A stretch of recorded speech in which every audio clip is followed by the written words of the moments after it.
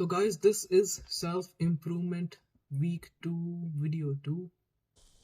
Again, the purpose of these videos is not to gain more views.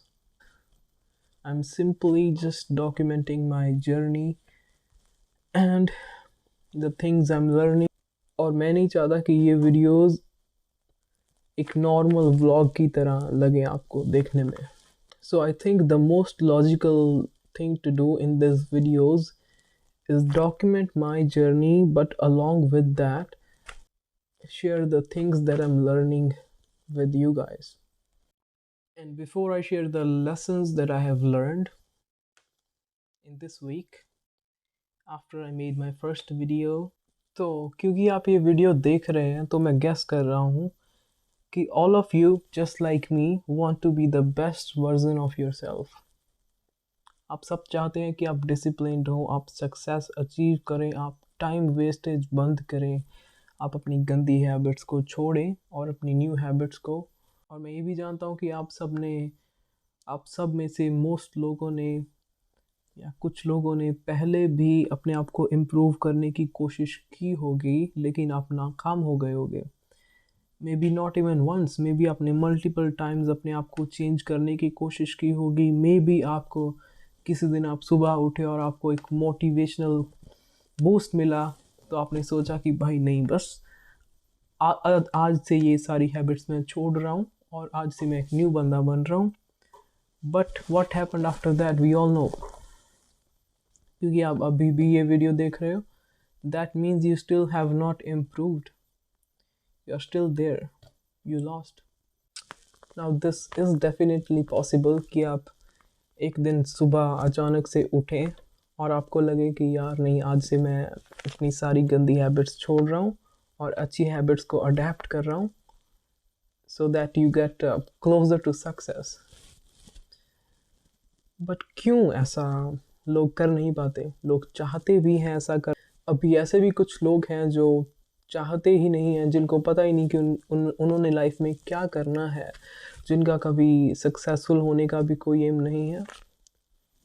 उन लोगों की बातें हम नहीं कर रहे, हम उनकी बातें कर रहे हैं जो इम्प्रूव होना चाहते हैं, जिन्होंने अभी तक काफ़ी बार ट्राई भी कर लिया, लेकिन उनकी पुरानी आदतें उनको खींच कर वापस ले आती हैं. वो अपने डिसिप्लिन्ड जो अपना वो न्यू रूल्स क्रिएट करते हैं, वो उसको ज़्यादा टाइम फॉलो नहीं कर पाते. This video might get little boring for you, लेकिन अगर आप चाहते हैं कि मैंने जो 20 बुक्स रीड करी उस सब की नॉलेज आपको कुछ ही मिनट्स में मैं दे दूं, stay here with me. Active brain जो आपके कॉम्प्लेक्स टास्क को फिनिश करने में आपकी हेल्प करता है. For example, solving a math equation. Example 2, solving a puzzle. Example 3, finishing your homework. के मेन का दूसरा पार्ट जो इतना ही इम्पोर्टेंट है, उसका कंट्रोल बहुत ज़्यादा है आपकी बॉडी के ऊपर और आपके डेली एक्शंस के ऊपर. उस माइंड को हम बोलते हैं subconscious mind. That's part of your brain. और ये ब्रेन का पार्ट बहुत ज़रूरी है हमारे लिए. ये खुद कुछ सोच नहीं सकता. मैं आपको क्विकली कुछ एग्जांपल्स दे सकता हूँ जो एक्शन आपका सबकॉन्शियस माइंड कंट्रोल कर रहा है. Example 1, when you are riding your bicycle, तो आपका दिमाग फ्री होता है. आपको सोचना नहीं पड़ता कि आप पैडल कर रहे हैं, किस स्पीड से पैडल कर रहे हैं. वाई? क्योंकि आपका वो सारा कुछ आपका सबकॉन्शियस माइंड कंट्रोल कर रहा है. एग्जाम्पल 2, आप जब वॉक करते हैं तो भी आपको कुछ नहीं सोचना पड़ता, आपको ध्यान नहीं देना पड़ता कि मैंने एक कदम रखा और दूसरा रखूँगा, कहीं गिर ना जाऊँ. No, right? Because again, these actions are controlled by your subconscious mind. Not just these, a lot of actions which do not require effort anymore, but they did require the effort when you were first learning them. तो जब आप पहले cycle चलाना सीख रहे थे, तो आप अपना पैडल जो कर रहे थे, आप अपने एक्टिव ब्रेन से कर रहे थे. आपका एक्टिव ब्रेन बहुत इंटेलिजेंट है, पर उसका हार्डवेयर के ऊपर, आपकी बॉडी के ऊपर कंट्रोल नहीं होता इतना. Just like in programming, C language is the best one for hardware control, right? Just like that, subconscious mind is the best when it comes to controlling your actions, controlling your body. तो coming back to the point, जब आप cycle चलाना सीख रहे थे, आपका main brain cycle चला रहा था, मेन ब्रेन ही पैडल कर रहा था, वही सब कुछ कर रहा था, तो आप साइकिल इतनी अच्छी से नहीं चला पा रहे थे। उस टाइम पे आपका सबकॉन्शियस ब्रेन बिल्कुल भी यूज़ नहीं हो रहा था, क्योंकि आपके सबकॉन्शियस माइंड के पास कोई एल्गोरिथम नहीं थी, उसे नहीं पता था कि मैं क्या करूं। उसका आप अपने आप में आपका सबकॉन्शियस माइंड स्मार्ट नहीं है, उसको आपके मेन ब्रेन की हेल्प चाहिए अपने आप को राइट करने के लिए। So what happened after that is, जब आपके मेन ब्रेन ने स्ट्रगल करके साइकिल चलानी सीख ली और वो बहुत अच्छे से चलाना सीख गया, तब उसने डिसाइड किया कि मैं एक एल्गोरिदम राइट करूं, कि कैसे एक फार्मूला लिखूं, कैसे साइकिल कैसे चलानी है, पैडल कैसे चलाते हैं, पैडल कैसे करते हैं। उसने उस फार्मूले को लिखा, एल्गोरिदम को लिखा, और उसने वो सेव कर दिया आपके अनकॉन्शियस माइंड में। उसके बाद जब भी आपने पैडल करना था, तो आपके मेन ब्रेन को कुछ भी करने की ज़रूरत नहीं थी। आपका subconscious mind, it just looked at that algorithm and started doing it. So keep this in mind, जब भी कोई एक्शन आपके सबकॉन्शियस माइंड में सेव हो जाता है, आपको वो एक्शन रिपीट करने में कोई भी एफर्ट नहीं लगती, यू डू दैट एफर्टलेसली।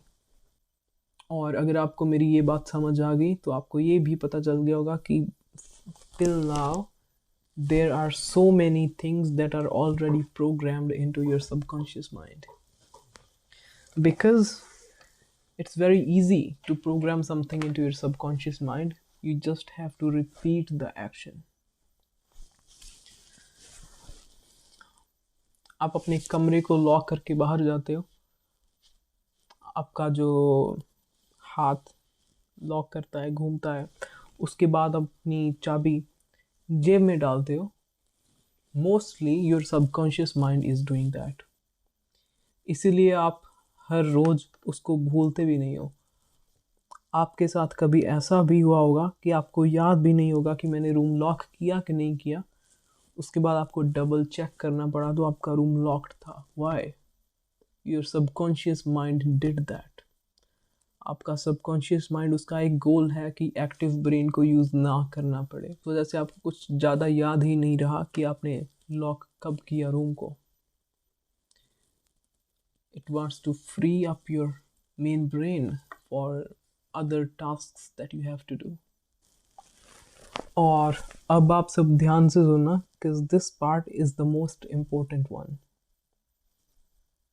हम सब करना क्या चाह रहे हैं? अपनी हैबिट्स को चेंज करना, पुरानी हैबिट्स को छोड़ना और नई हैबिट्स को अडेप्ट करना। अगर मैं साइकोलॉजिकल टर्म्स में और या साइंटिफिक टर्म्स में बोलूँ, तो हम चाहते हैं अपना सबकॉन्शियस माइंड, जो ऑलरेडी प्रोग्राम्ड है रेपिटेशन की वजह से, कुछ गंदी हैबिट्स की एग्जांपल्स जो आपके सबकॉन्शियस में ऑलरेडी प्रोग्राम्ड हैं: eating fast food every day, not waking up on time, scrolling on Instagram, और कुछ चीज़ें जो आपको अपने सबकॉन्शियस में फ़िलहाल प्रोग्राम करनी है, वो है going to the gym every day, meditation every day at least 10 minutes, waking up early. So just like आपके पास एक USB ड्राइव, एक पेन ड्राइव, एक मेमोरी कार्ड है जो ऑलरेडी फिल्ड है रैंडम डाटा के साथ, उसको आपको रीराइट करना है। पहले आप उसके अंदर जो था उसको आप रिमूव